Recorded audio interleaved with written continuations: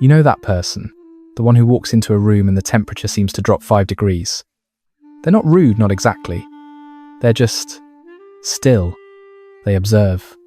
They absorb. While everyone else is busy performing, laughing a little too loud, leaning in a little too close, they are the quiet calibration in the corner. We call them cold. We call them detached. We say they have walls up. But what if those walls aren't a fortress? What if they are architecture? Meet Alex. To everyone at the office, Alex is the human equivalent of a low hum. Competent, reliable, profoundly unshakable. When a client screams, Alex's voice gets softer. When a project implodes, Alex's movements get slower. Colleagues whisper that nothing gets to him. They mistake his stillness for indifference. They mistake his calm for a lack of care. What they don't see is the calculation. The silent, relentless, internal arithmetic. Alex isn't unfeeling.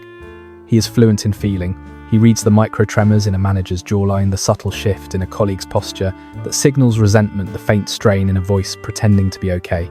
He registers it all, and for him this isn't social intuition, it's a survival dashboard. Every flicker of conflict, every unspoken tension is a data point. His calm isn't the absence of the storm, it's the constant quiet labour of balancing the pressure so the whole system doesn't blow. We pathologize this. We call it overthinking. We tell people like Alex to just relax, to go with the flow. But this isn't anxiety. This is time's anticipation, asterisk. It's a nervous system that learned long before the office, long before the career, that emotional chaos is not an abstraction. It's a tangible force. It has weight. It has shrapnel. So Alex built an internal protocol. Before he speaks, he runs a simulation times. If I say this, what ripple does it cause? If I do that, what debt does it create times? His silence in meetings isn't a lack of ideas. It's the buffer zone his mind requires to translate a perfect, clear thought into the messy political language of the room without causing collateral damage. From the outside, it looks like control. From the inside, it feels like containment. He is not guarding himself from the world. He is guarding the world from the fallout of an unregulated reaction. His walls are not to keep people out. They are load-bearing. They hold up the ceiling so everyone else can keep dancing underneath it, unaware that the structure is ever under strain. And this is the first fundamental misunderstanding of the Alexes of the world. We see the steady hand and assume an empty heart. We see the quiet and assume a void. We never consider that the deepest feeling often requires the most deliberate container. So Alex moves through life like a diplomat in a war zone no one else acknowledges. He is praised for his emotional intelligence while being quietly gaslit for his emotional reserve. He is called a great listener, but never quite trusted, because what is he listening times for? Asterisk. He has become the emotional shock absorber for every Karen, every crisis, every covert drama in his orbit. And he does it so well, so invisibly, that the only thanks he gets is the assumption that it costs him nothing. But the cost is a quiet, persistent loneliness. A loneliness that doesn't come from being alone, but from being the only one in the room who's doing the math, until the day the equation breaks. It's never the big explosion. It's the tiny, insignificant variable. A misplaced coffee cup, a casually broken promise about a deadline, something small, illogical, trivial, and for the first time the protocol fails. The simulation crashes. Alex doesn't yell. His voice doesn't rise. He simply goes silent. A different kind of silence. Not the silence of processing, but the silence of a system powering down. He looks at his colleague, the one who made the offhand selfish remark, and he feels nothing. No anger, no hurt, no need to calculate a response. Just a hollow metallic hum. And in that moment he has a single crystal clear thought that changes everything. Asterisk. What if I'm not the regulator? Asterisk. Asterisk. What if I'm the one being regulated? Asterisk. Have you ever met someone who seems to have no past? Not in a mysterious witness protection way, but in the way they move through the world, light, unburdened, almost frictionless. They are the first to volunteer, the last to take offense, the ones who can walk into any room and make it feel brighter just by being there. We call them resilient. We call them positive. We secretly wonder if they're even real. Meet Maya. To know her is to feel lighter. She is the friend who remembers your birthday but never mentions her own. The colleague who absorbs the team's stress without ever adding to it. The partner who asks, "How was your day?" with such genuine interest, you forget she never actually answers the question. Her life from the outside is a study in graceful motion. No visible scars, no old grudges, no baggage trailing behind her. She is a clean slate. And in a world obsessed with trauma dumping and emotional archaeology, her lightness feels like a superpower or a lie. Because the unspoken rule of modern connection is this: to be trusted, you must be complex. To be deep, you must be damaged. We exchange our wounds like currencies of authenticity. So what do we do with someone who carries no visible currency? We either idolize them or we distrust them. We call them too nice. We whisper that they're hiding something. Their very wholeness becomes a social liability. But here is what psychology sees: that casual observation misses that kind of lightness is not an absence of weight. It is a mastery of balance. A person who is truly empty doesn't radiate calm. They radiate hunger. Maya's presence isn't hungry. It's full. It gives without draining. So where does the weight go? For years, Maya believed her own story. She was the easygoing one, the peacemaker, the one who just didn't hold on to things. She believed her past was a series of neutral events, not because they were, but because she had built a psychological architecture of astonishing efficiency. A hidden chamber, soundproofed and elegant, where every hurt, every disappointment, every fear was meticulously placed, labelled, and sealed away. This wasn't repression. Repression is chaotic. It leaks. This was curation. She didn't avoid her history. She archived it. Her past wasn't gone. It was perfectly organised, allowing her present to remain clutter-free. Her kindness then wasn't a facade. It was a structural necessity. In a clean, open room, even a speck of dust is noticed. In a mind kept meticulously clear, any new negativity is immediately seen, contained, and filed away before it can disrupt the peace. Her positivity was a maintenance protocol, and it worked. Until it became the very thing that isolated her. Her relationships were smooth but shallow. People loved how she made them feel, but they never felt they could reach her. They'd share their darkness, and she'd reflect back light. It was comforting, yet ultimately lonely for both sides. She became a sanctuary for others, but no one knew how to be a sanctuary for her. There were no doors to knock on. She was the steady friend in every crisis, the one who logically solved problems while others emoted. She was praised for her strength, yet quietly accused of being unemotional. The greatest irony was this: her supreme emotional regulation was perceived as a lack of emotion. The cost was a quiet, profound dissonance.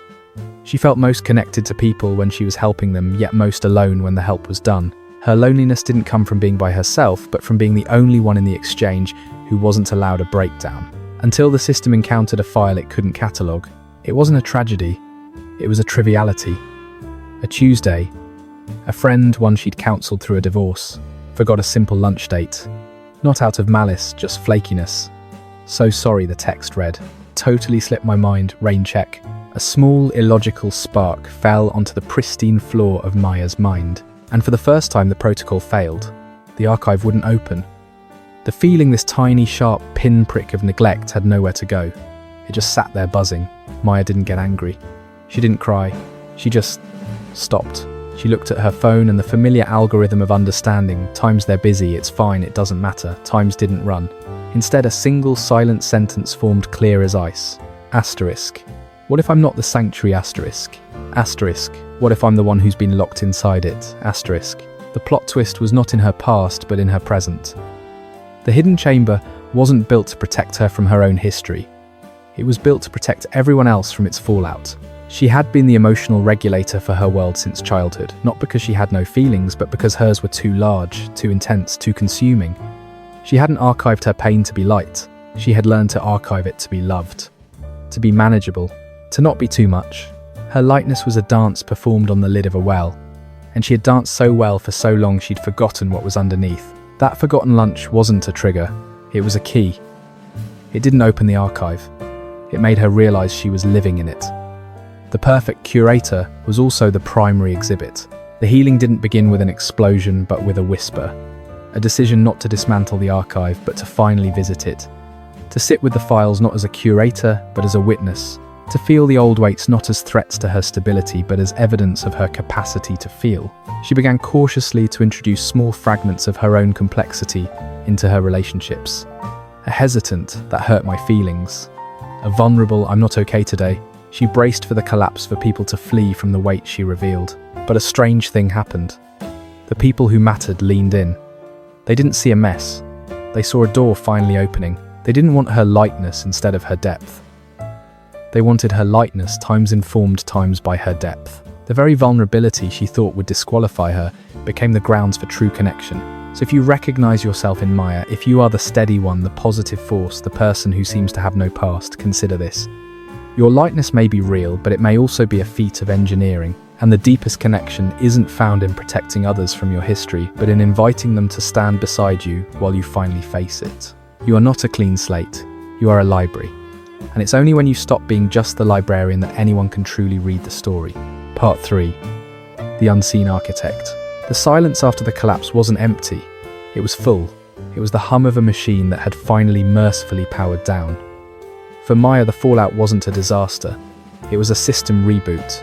She had spent a lifetime as an emotional architect, designing structures for others to feel safe, while living in the basement of her own being. Her cheer wasn't fake, it was a containment field. Her steadiness wasn't a lack of feeling, it was a dam holding back a ocean. She hadn't buried her pain to be shallow. She had learned to bury it to be acceptable, to be palatable. To not be labelled dramatic, needy, the dreaded too much. Her entire personality was a beautifully constructed lobby.